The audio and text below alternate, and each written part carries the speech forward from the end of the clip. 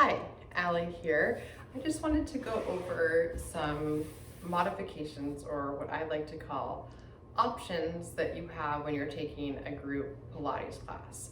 A lot of times the teacher will give modifications or options, but I think it's important for you as the student to know them inside and out so you feel empowered and that you can get through a class feeling comfortable and strong and good about what you're doing.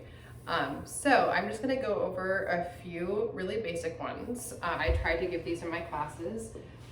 And you know, sometimes what you're experiencing could mean that you need to strengthen that part of your body. So I'm not saying you shouldn't push through some uncomfortability, but I just wanted to go over some of these.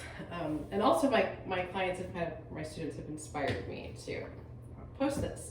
Okay, so the first one is, we get a lot of complaints about my neck hurts when I lift up into a chest lift.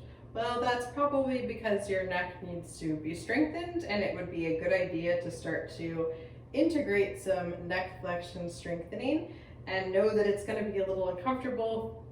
It will get stronger. But one option you always have is to place a hand behind your head.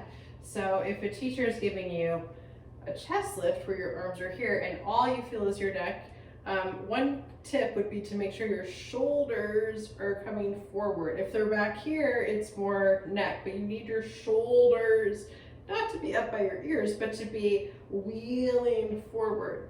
You could place one hand behind your head. So let's say you're doing the 100 or whatever it is, you could have one hand behind your head, maybe try a few without, and then place the other hand behind your head. So you always have the option of both hands behind your head.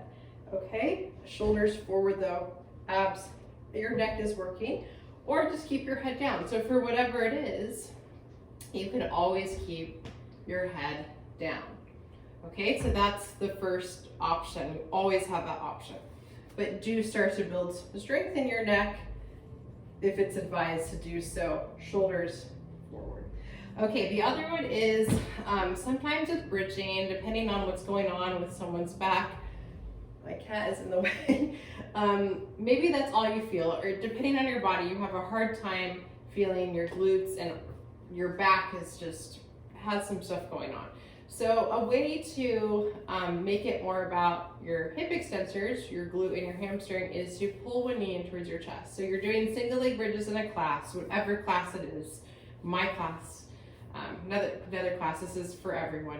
You could pull your knee in towards your chest and then just come up this way. So now it's less back work and more hip extension work. In fact, this is just a nice option and a nice change of pace for doing single leg bridges. So that would be a good thing to try, right?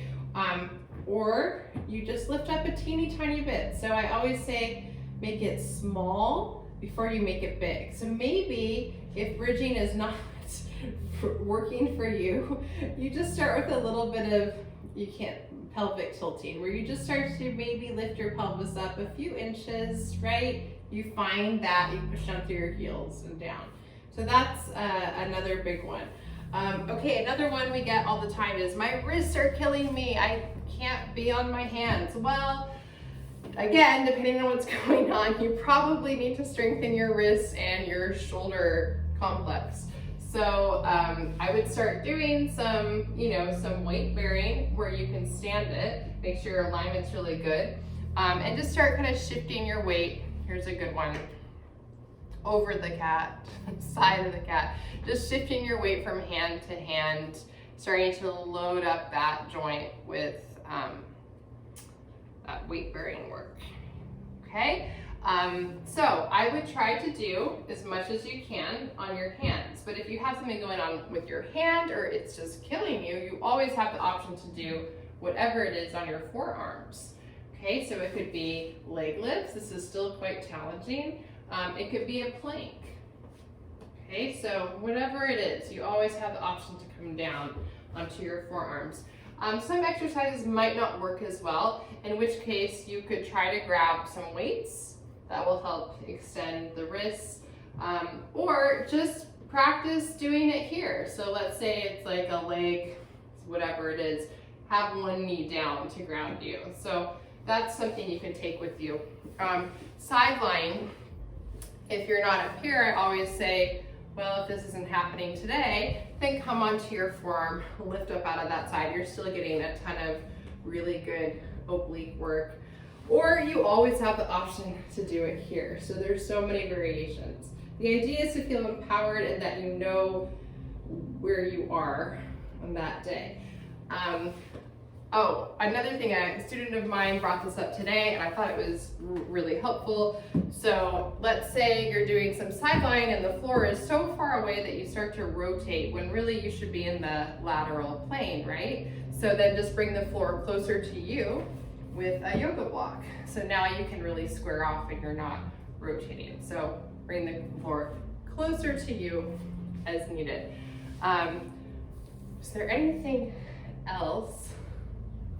I think that's it. So those are the main ones that just were brought up today, and I thought I would share because I think these are just good to take with you in my classes, or if I don't know you in a class, so you feel like you can go through a class and feel very comfortable in your choices.